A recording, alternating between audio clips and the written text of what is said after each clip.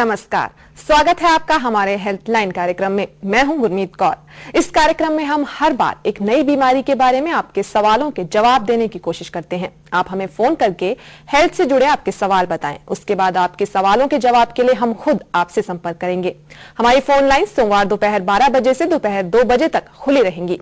हमारा phone number है 0172-504-3734। हमारा नंबर आप अपनी टीवी स्क्रीन पर भी देख सकते हैं। आज हम बात करेंगे टीबी की बीमारी के बारे में और इस बारे में जानकारी देने के लिए हमारे साथ स्टूडियो में मौजूद हैं state TB officer doctor Anil Garg. Doctor Garg, आपका हेल्थलाइन में बहुत बहुत स्वागत है। शुक्रिया। आपको बता दें कि भारत में आज हर 3 मिनट में टीबी की बीमारी के कारण 2 मौतें होती हैं, पर यह बीमारी लाइलाज नहीं है क्योंकि सही देखभाल और इलाज से टीबी को ठीक किया जा सकता है। डॉक्टर गर्ग, मैंने अभी कहा कि हर 3 मिनट में 2 मौतें होती हैं भारत में टीबी के कारण। मतलब बहुत हैरान कर देने वाला आंकड़ा है। क्या कहना चाहेंगे आप? ये बिल्कुल ठीक है। टीबी एक इतनी कॉमन बीमारी है और भारत इस बीमारी का गढ़ है। अगर सारे वर्ल्ड में टीबी के 90 लाख केस होते हैं तो इसमें से 19 से 20 लाख केसेस हिंदुस्तान में होते हैं। यानी कि टोटल टीबी बर्डन का 1/5 जो केसेस हैं वो हिंदुस्तान में होते हैं। और हिंदुस्तान में ये एक बहुत कॉमन बीमारी है और हमारे पास क्लिनिक्स में भी बहुत से केसेस ऐसे आते हैं जिनमें हम टीबी डायग्नोस करते हैं। जी, कहीं ना कहीं इससे भारत में जागरूकता की कमी दिखती है टीबी को लेकर, या फिर जागरूकता बढ़ी है? आपका क्या मानना है? मैं ये समझता हूं कि अवेयरनेस भी लोगों में कम है और साथ में ओवर क्राउडिंग, पॉवर्टी, साफ सफाई ना रखना और लोगों का इलिटरेट होना, ये सब चीजें कंट्रीब्यूट करती हैं इस बीमारी का ज्यादा होना हिंदुस्तान में। जी, यानी पढ़े लिखे नहीं होते लोग, उन्हें जानकारी नहीं होती टीबी जैसी बीमारी के बारे में, कई मिथ्ये होते हैं उनके दिमाग में बीमारी को लेकर। हाँ, बिल्कुल, जो राइट इंफॉर्मेशन है वो लोगों के पास यूजुअली नहीं होती। जी, डॉक्टर गर्ग के साथ टीबी की बीमारी पर बातचीत जारी रहेगी, पर पहले आपको दिखाते हैं कि किस तरह प्रभावित करती है टीबी की बीमारी किसी व्यक्ति के शरीर को। आमतौर पर टीबी का जिक्र होते ही कमजोरी, तेज खांसी और बुखार जैसे लक्षण लोगों के दिमाग में आते हैं और मान लिया जाता है कि मरीज के फेफड़ों में इन्फेक्शन होगा। ये बात पूरी तरह से सही नहीं है क्योंकि टीबी सिर्फ फेफड़ों की बीमारी नहीं है। टीबी इन्फेक्शन शरीर के किसी भी अंग में हो सकता है। केवल साफ सफाई ना रखना या बीड़ी पीना ही टीबी इन्फेक्शन का कारण नहीं है। आजकल पौष्टिकता की कमी, लंबे समय तक जंक फूड के इस्तेमाल, मीजल्स या न्यूमोनिया के बिगड़ने और HIV पॉजिटिव होने के कारण भी टीबी इन्फेक्शन के मामले सामने आ रहे हैं। दुनिया भर में हर साल 15 करोड़ बच्चे इसके इन्फेक्शन का शिकार होते हैं, जिनमें से 1,30,000 की मौत हो जाती है। टीबी माइक्रोबैक्टीरियम ट्यूबरक्लोसिस नामक बैक्टीरिया से फैलती है और इन्फेक्टेड अडल्ट के संपर्क में आने से ये फैलता है। टीबी का इलाज अब काफी आसान हो गया है, लेकिन इसके बावजूद लापरवाही के कारण समस्या बढ़ रही है। ऐसे में लंबे समय तक शरीर के किसी भी अंग में दर्द, कमजोरी, बुखार, खांसी जैसे लक्षण दिखे तो टीबी की जांच कराएं। नहीं तो लापरवाही के कारण साइलेंट किलर कही जाने वाली टीबी की बीमारी और भी गंभीर रूप धारण कर सकती है, जिसमें मरीज की मौत भी हो सकती है। तो हमने जाना कि किस तरह साइलेंट किलर कही जाने वाली टीबी की बीमारी के शुरुआती लक्षण आम खांसी से शुरू हो सकते हैं। बता दें कि WHO के मुताबिक दुनिया के कुल टीबी रोगियों में से 30% भारत में है और भारत में हर साल टीबी के लगभग 18 लाख नए मामले प्रकाश में आते हैं। डॉक्टर गर्ग, टीबी को अभी हमने जो फिल्म देखी उसमें साइलेंट किलर कहा गया, मतलब क्यों साइलेंट किलर क्यों कहा गया टीबी को? टीबी बहुत से व्यक्तियों को जब इन्फेक्शन होता है तो ये डिजीज के रूप में मैनिफेस्ट नहीं करती है। जी, अगर 100 व्यक्तियों को टीबी का इन्फेक्शन है तो करीब 10% लोगों को ये डिजीज के रूप में मैनिफेस्ट करती है। बाकी 90% के तौर पे ये एक इन्फेक्शन बॉडी में रहता है और ये इन्फेक्शन स्लोली प्रोग्रेस करके कभी न कभी डिजीज का रूप ले सकता है। कितना वक्त लग सकता है? यानी जरूरी ये डिजीज का रूप लेगा या फिर हो सकता है कि उम्र भर ये रहे शरीर में लेकिन डिजीज का रूप ले ही ना? बिल्कुल ठीक है। 90% केसेस में इन्फेक्शन, जैसे आम लोग जिसमें आप और हम भी हो सकते हैं, ये बॉडी में इन्फेक्शन हो सकता है पर हमें ताउम्र बीमारी ना हो, ऐसा भी हो सकता है। जी, होती कैसे है टीबी की बीमारी? मतलब टीबी एक इन्फेक्शियस डिजीज है जो एक बैक्टीरिया, माइक्रोबैक्टीरियम ट्यूबरक्लोसिस से होती है और ये किसी भी रोगी के खांसने से, जिस व्यक्ति के शरीर में फेफड़ों में माइक्रोबैक्टीरिया बैसिलाई प्रेजेंट है, अगर वो खांसता है या छींकता है तो ये कीटाणु हवा में फैल जाते हैं और जब उस हवा को हम इनहेल करते हैं और वो हमारे सांस द्वारा हमारे फेफड़ों में जाती है, तो ये इन्फेक्शन हम लोगों में एंटर करता है। यानी किसी इन्फेक्टेड पर्सन के संपर्क में आने से हो सकती है बीमारी किसी आम व्यक्ति को? हाँ जी, ये एयरबोर्न इन्फेक्शन है और हवा द्वारा ही दूसरे व्यक्ति के शरीर में एंटर करेगी। जी डॉक्टर गर्ग, अभी हमने फिल्म में देखा, उसमें कहा गया कि शुरुआती अवस्था में अगर टीबी का इलाज ना करवाया जाए तो ये गंभीर रूप ले सकती है, मतलब मौत भी हो सकती है क्या टीबी के कारण किसी व्यक्ति की?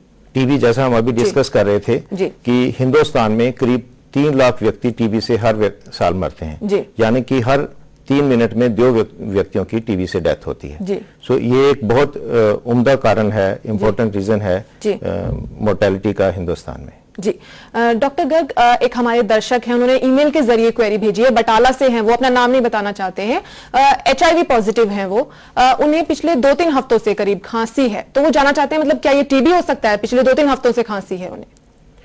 अगर किसी भी व्यक्ति को 2 हफ्ते से ज्यादा की खांसी हो तो उसको हम टीबी सस्पेक्ट मानते हैं, यानी कि उसको टीबी होने का शक हो सकता है और उसको अपनी जांच करानी चाहिए। पर क्योंकि हमारे जो पूछने वाले हैं उनको HIV साथ में पॉजिटिव है, तो ये और भी एक रीजन है कि उनको टीबी होने के ज्यादा चांसेस हैं, क्योंकि HIV मरीजों में टीबी के चांसेस काफी गुना बढ़ जाते हैं। जी, कुल मिलाकर किन लोगों में टीबी होने का ज्यादा खतरा होता है, ज्यादा संभावना रहती है? यानी साफ सफाई ना रखते हो लोग, या फिर क्या कारण होते हैं, मतलब किन लोगों में? यूजुअली अगर किसी की फैमिली में या अड़ोस में किसी को टीबी की बीमारी है, क्योंकि ये इन्फेक्शन है तो एक दूसरे से ट्रांसमिट हो सकता है।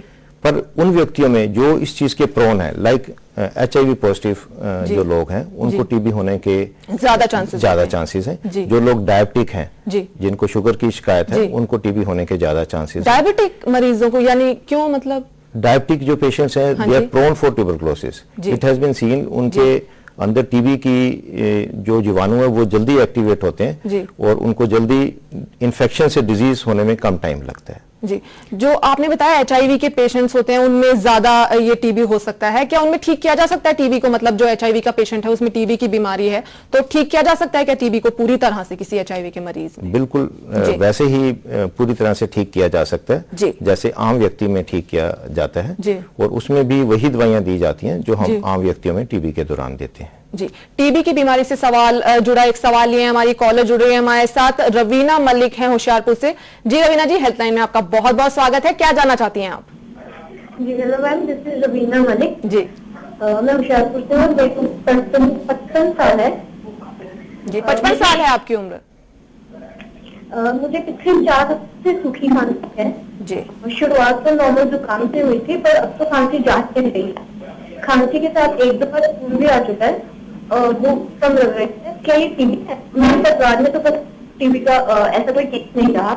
जी डॉक्टर गर्ग, इनके परिवार में कभी किसी को टीबी नहीं रहा, और मतलब इन्हें जुकाम, एक नॉर्मल जुकाम से शुरू हुआ था ये टीबी, खांसी जो शुरू हुई थी, तो क्या ये टीबी हो सकता है? मतलब मैं समझ तो ये बड़ा मुनासिब है, इनको काफी लंबी खांसी है और इनको बलगम में खून भी आया है जी।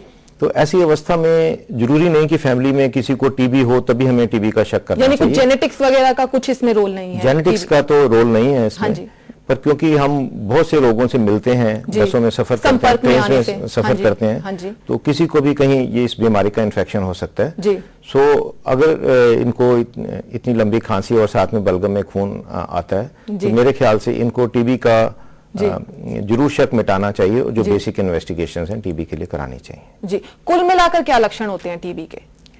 टीबी का सबसे इंपॉर्टेंट लक्षण तो यही है कि जिसको पुरानी खांसी रहती हो, और स्पेशली अगर 2 हफ्ते से ज्यादा खांसी हो जी, और बलगम में खून आए कभी, और भूख कम लगे, और अगर किसी मरीज का वजन कम हो रहा हो, अगर किसी व्यक्ति को हल्का बुखार रहता हो, स्पेशली अगर शाम के वक्त ज्यादा बुखार आता है, तो ऐसे सभी व्यक्तियों को हम फेफड़ों की खांसी के बारे में सस्पेक्ट कर सकते हैं। डॉक्टर गर्ग, अभी शुरुआत में हमने फिल्म देखी, उसमें कहा गया सिर्फ फेफड़ों में नहीं, टीबी शरीर के किसी और अंग में भी हो सकता है। किन किन अंगों में हो सकता है, मतलब टीबी किन किन अंगों को प्रभावित कर सकता है? ये बेसिकली टीबी एक ऐसी बीमारी है जो शरीर के किसी भी अंग को इफेक्ट कर सकती है जी। ब्रेन से शुरू होकर फिट तक, स्किन तक, किसी भी हिस्से को टीबी इफेक्ट कर सकती है जी। पर सबसे ज्यादा कॉमन ये फेफड़ों की बीमारी है, यानी आमतौर पर जो देखा जाता है टीबी वो फेफड़ों का होता है। हाँ जी, और जो टीबी बाकी ऑर्गन्स को इफेक्ट करती है उसको हम एक्स्ट्रा पल्मोनरी ट्यूबरकुलोसिस बोलते हैं जी। और उसमें सबसे ज्यादा लिम्फ नोड की ट्यूबरकुलोसिस होती है जी। जैसे हम नेक के रीजन में कई बार लोगों के नोड्स देखते हैं, थोड़ी स्वेलिंग्स देखते हैं, तो वो एक सस्पेक्ट है ट्यूबरकुलोसिस के लिए, और उसको ट्यूबरकुलोसिस हो सकती है। इनमें से सबसे ज्यादा खतरनाक कौन सी होती है, कौन सा टीबी सबसे ज्यादा खतरनाक माना जाता है? एक्स्ट्रा पल्मोनरी माने जी। तो nervous system tuberculosis is most dangerous, पर अगर हम इन्फेक्शंस के रूप में माने तो pulmonary tuberculosis the most dangerous. जी, अभी यहाँ वक्त हो चला है छोटे से ब्रेक का। ब्रेक के बाद हम जानेंगे कि क्या है टीबी से जुड़े मिथ और कैसे की जाती है टीबी की जांच। मिलते हैं एक छोटे से ब्रेक के बाद। ब्रेक के बाद आपका स्वागत है एक बार फिर हमारे हेल्थलाइन कार्यक्रम में। ब्रेक से पहले हमने डॉक्टर गर्ग से टीबी के लक्षणों और कारणों पर चर्चा की और अब हम जानेंगे कि इसका इलाज कैसे किया जाता है। डॉक्टर गर्ग, इलाज से पहले हम बात करेंगे टीबी से जुड़ी कुछ आम धारणाओं के बारे में। कुछ लोगों में धारणा होती है कि टीबी की बीमारी लाइलाज है, इसका इलाज नहीं किया जा सकता, क्या कहना चाहेंगे? टीबी बहुत देर तक लोग ये मानते रहे कि टीबी नाइलाज बीमारी है जी। ये बिल्कुल एक मिथ है। टीबी एक पूर्णतः फुली क्योरेबल डिजीज है जी। पर इसके लिए ये जरूरी है कि जो इलाज है वो फुल ड्यूरेशन तक किया जाए जी। सभी दवाइयां फुल ड्यूरेशन तक ली जाए, यानी नियमित तौर पर लेनी चाहिए इसकी दवाइयां। अगर बीच में थोड़ा सा भी गैप किया तो कॉम्प्लिकेशंस हो सकते हैं। बिल्कुल ठीक।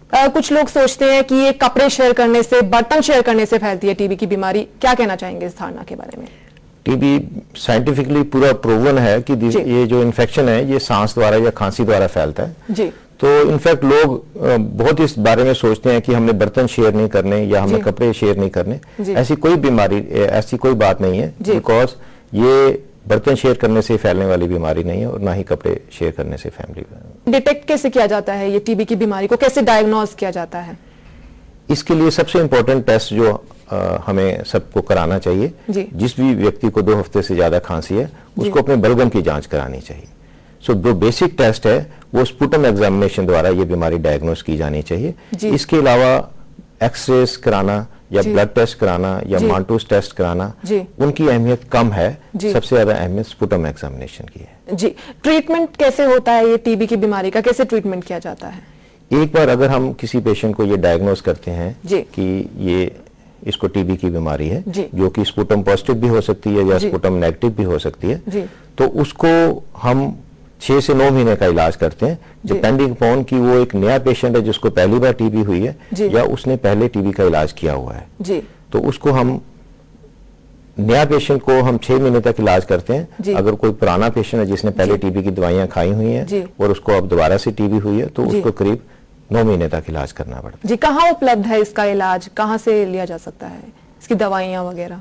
ऐसे टीबी का इलाज revised national tuberculosis control programme के अंतर्गत सारे हिंदुस्तान में फ्री ऑफ कॉस्ट सभी मेजर डिस्पेंसरीज में मिलता है और इसका डायग्नोसिस भी फ्री ऑफ कॉस्ट सभी डिस्पेंसरीज में किया जाता है जी।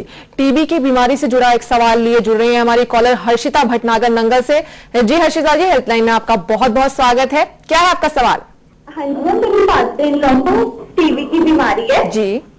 तो मैंने सुना कि ये कंटीजियस है जी, और मतलब उनके आसपास रहने से, उनके कपड़े यूज करने से और बर्तन यूज करने से भी ये बीमारी हो सकती है जी।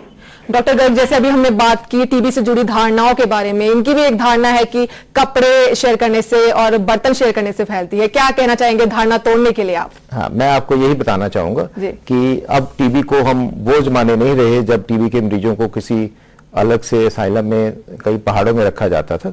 अब टीबी के मरीज घर रह के इलाज करते हैं और उनके बर्तन शेयर करने से ये बीमारी एक दूसरे में नहीं फैलती और ना ही उनके साथ कपड़े शेयर